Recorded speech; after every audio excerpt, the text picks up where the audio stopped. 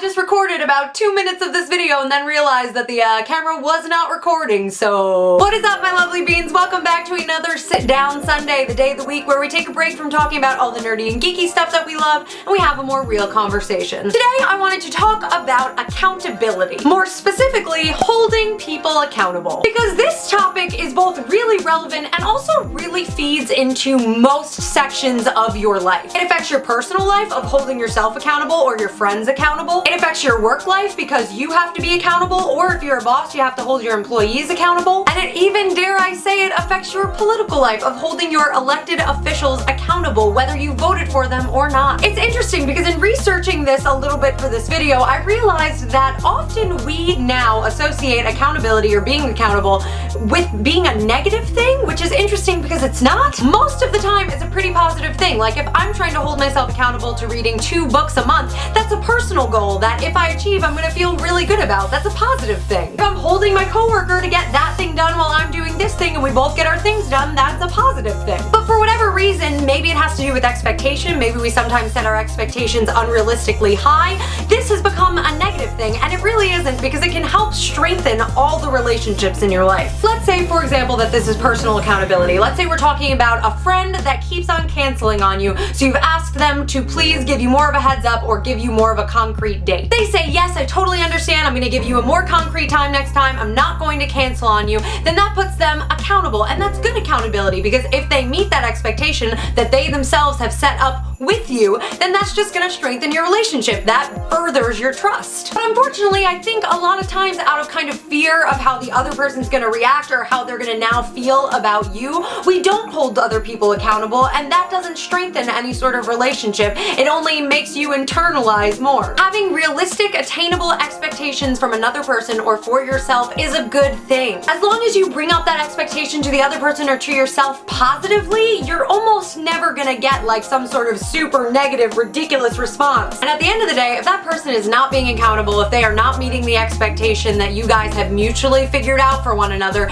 then maybe it's time to bring that up more seriously or take steps towards backing away from that person. Sometimes I do like to do a little bit of research for my videos, and so I actually Googled little tips on holding people accountable, and I found an article I really liked, though it was more geared for an employee-employer sort of relationship. However, I think it's still really applicable. It's an acronym that spells out SIMPLE. And very briefly going through that, set expectations. What are your expectations from one another? And invite commitment. Talk to the other person about those expectations, if they're realistic, what the other person thinks about them. Then when you come to that mutual expectation agreement, measure the progress. Actually see if those things are being implemented.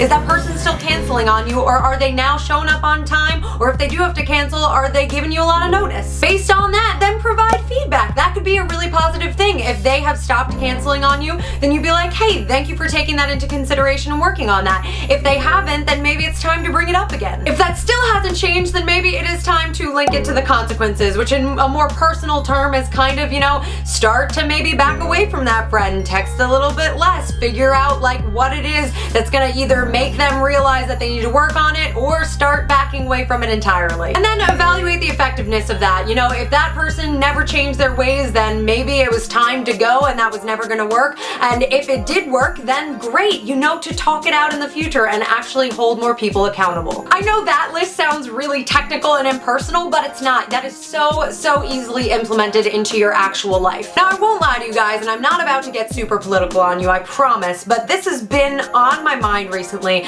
because I'm really concerned by a lot of the stuff that I see where it's almost like I'm going to be die hard with my candidate. When an election is going on, this is really common behavior because we're almost afraid to say anything about the person we want everyone to vote for because we're afraid they'll switch to the other person. But the election is over, and whether you voted for the person that won or not, I think it's so important moving forward that you hold that person accountable. There is nothing wrong with saying to someone, I voted for you, but I disagree with what you're doing right now. Just as there's nothing wrong with saying, hey, you're my best friend, I love you, but I don't like the behavior that you're showing right now. Provide feedback. If that person is going in a direction that you like, great, tell them that. If they're going in a direction that you don't like, speak up. There is nothing wrong with that. It's not a negative thing. It will only strengthen strengthen that relationship. That was all I really wanted to talk to you guys about, lovelies. I would love to hear your thoughts in the comment section below. Please leave them there. As always, if you like this video, be sure to hit that thumbs up button, share this video with a friend, and subscribe. Ring that little bell. You actually have to click down there, but click it, you'll get notified of when I upload. I want to thank everybody that joined me for almost 2 hours today live streaming on my channel. It was awesome. We worked on some cosplay with one another, and I'm doing those every weekend now, so that's just another reason to subscribe. And if you want to see exactly what times I'm doing them, I always announce them over on my Twitter at